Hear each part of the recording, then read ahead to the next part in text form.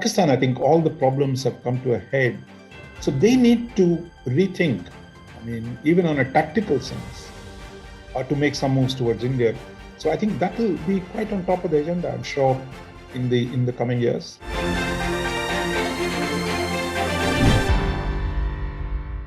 Yes, in this week's column, you've looked at what we actually haven't looked at in your column in a while, the India-Pakistan relationship going into the new year. What are the things that could change? What are the things that are going to stay the same?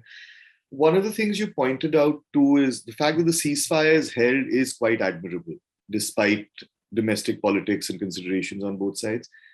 Do you think that is, at the same time, though, what seems to have happened, which I think you pointed to in an earlier column, how do you see this reversal? You go through the recent history of the relationship where Nawaz Sharif reached out and then the feeling was that the army was anti-India. And now with Imran Khan, the reverse seems to be true. General Bajwa seems to be a little more keen on easing tensions with India, whereas the political leadership is more anti-India in that sense. Imran Khan cancelling, import of basic goods like that Pakistan needed, in fact, during an economic crisis.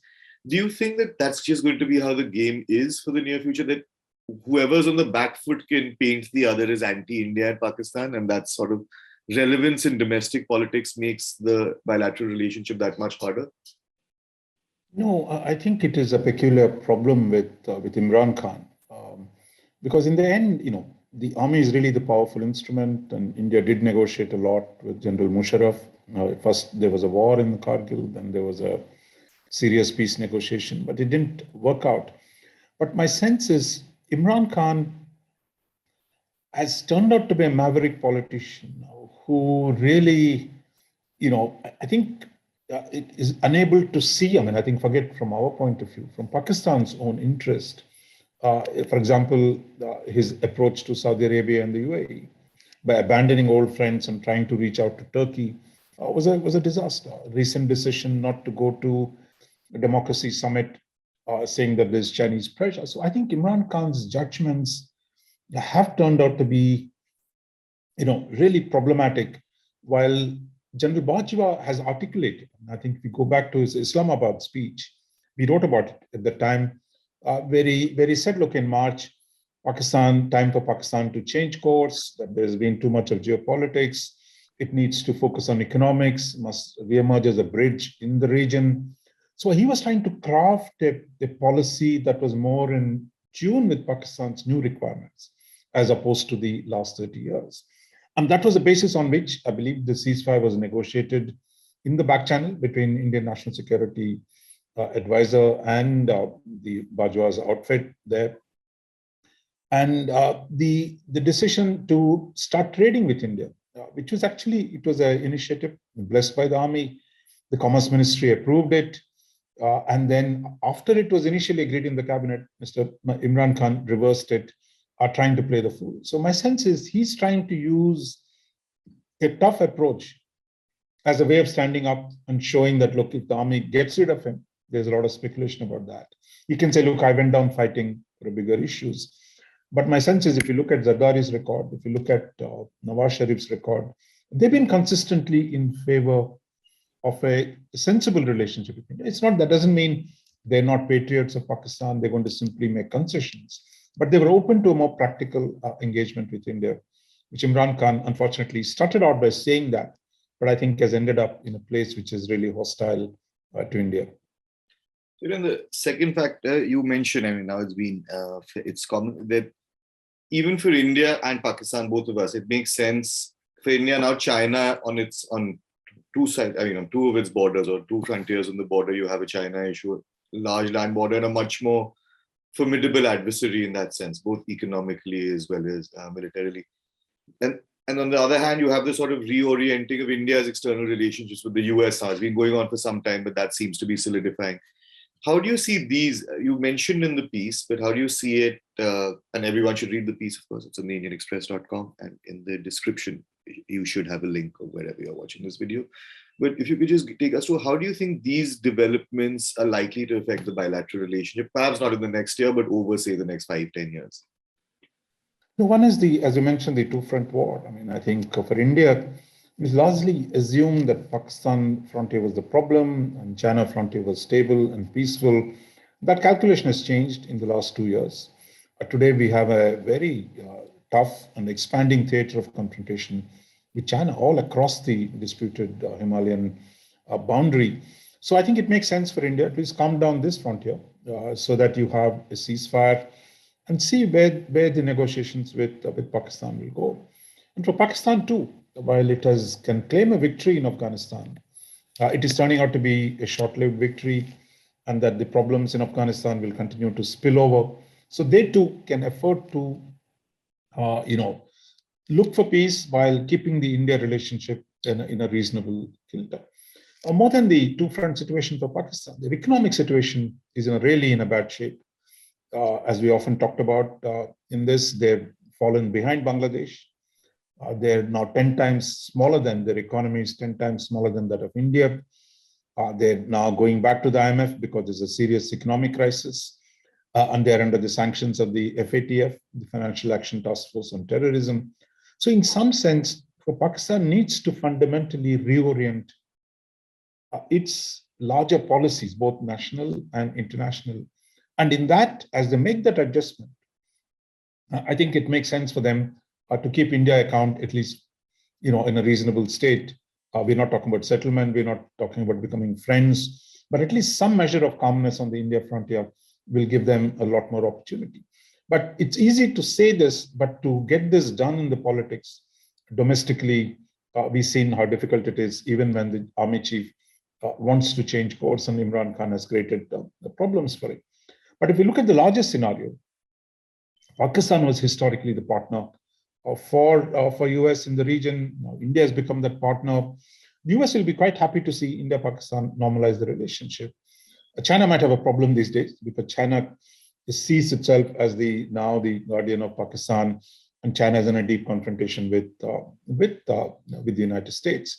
It's very interesting that even in Pakistan, there are voices that are emerging saying Pakistan has gone too far on one side with the Chinese.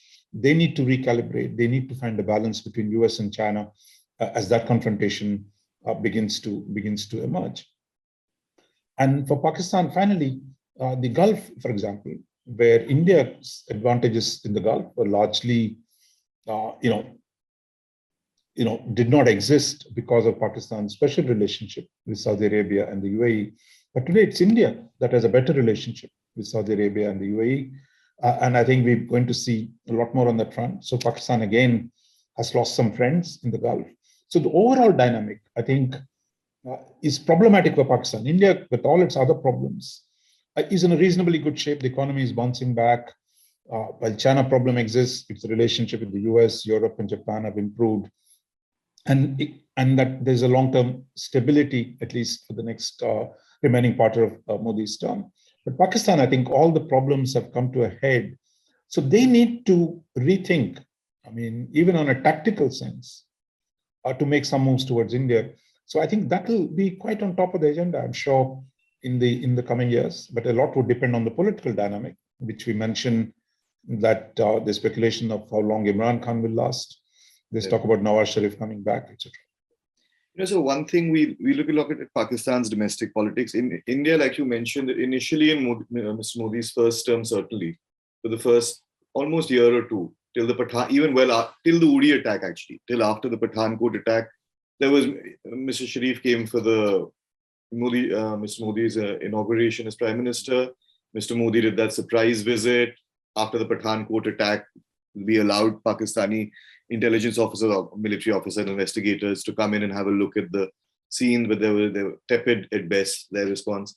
But do you see, I think, on two things? One is that frequently China watchers as well as official channels have said that the Home Minister's declaration on Aksai Chin in the House as Home Minister, for example, which was a political statement more than a strategic one, but it was made in the House.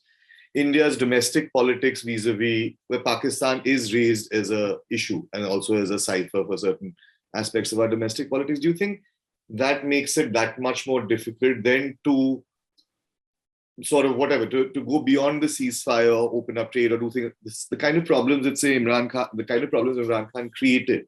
Do you think in our own way, our domestic politics is also limiting us to a degree that it hadn't before? on the government's part as well as the opposition? Quite clearly, I mean, as we mentioned that there is a lot of negativity about Pakistan. I mean, what was even talking to Pakistan has often becomes a trolling point in the Twitter, etc. But I think we've seen Narendra Modi is still strong enough, I think, as a prime minister, to change course if he wants. So I think it is that flexibility that he has, which sets him apart from the recent prime ministers like Manmohan Singh or even Vajpayee, because a strong, secure thing in the parliament. But it's another thing, I mean, how they calculate their interests as the UP elections coming in the heartland, how they calculate engagement with Pakistan would be beneficial or not. But quite clearly, they went out to negotiate a ceasefire. They're open to resuming some kind of a commercial contact. And if you remember the military statement of the two Director General of Military Operations, they said, look, we want to talk about the core issues. That means India was open to talking about Kashmir. Yeah. Pakistan was open to talk about terrorism. But that agreed framework could not be moved forward. So that I think is quite safe limits. I don't think that marks any dramatic change for either side. So my sense is India is a better placed vis-a-vis Pakistan on that front than Pakistan, which is actually has a other problem, because having said initially that, look, there are preconditions, unless India improves situation in Kashmir, we are not going to talk to India. So they have a problem. So how they finish that, whether Indian decision on simply saying that, look, statehood is restored, is that good enough for Pakistan? So I think they have a bigger problem. Yeah. Because they went out on a limb saying we're going to fight the change in the constitutional status of Kashmir, went to UNSC, UN Security Council, didn't work out. So for them, there is some walking back. And whoever does that walking back will be under much pressure, having raised the rhetoric on Kashmir to such a high level. Yeah. But while India, I think the leadership can still shift course either direction, make it more hawkish or make it more dovish, given their relative strength. So perhaps, but I mean, say perhaps something like holding elections. I mean, going back to a state assembly, if not, I mean, not restoring special status. Perhaps, I mean, do you think something like that could at least give Pakistan face saving room if you have to then negotiate with India, saying, no, look, they've also walked back as much. Look, I think if you go back to General Bajwa's speech at the Islamabad conference in March, he left it vague, which is what normal good diplomacy, you don't define your things so clearly. So it's up for negotiation. Yeah. Is it statehood good enough or something, some other confidence building measures? What do you do to bring down temperature? But Imran Khan has often tried to crack that ambiguity by saying, no, it has to be constitutional restoration, full reversal of what happened in August 2019. So I think he's made it harder for themselves. Because the moment you break that ambiguity, it's very difficult to negotiate for yourself, and which is what I think Imran Khan has done for Pakistan. Great, sir. Thanks so much. We will now see you in the new year, and hopefully it will be a better one than this year. Thank you so much. Thanks, everyone.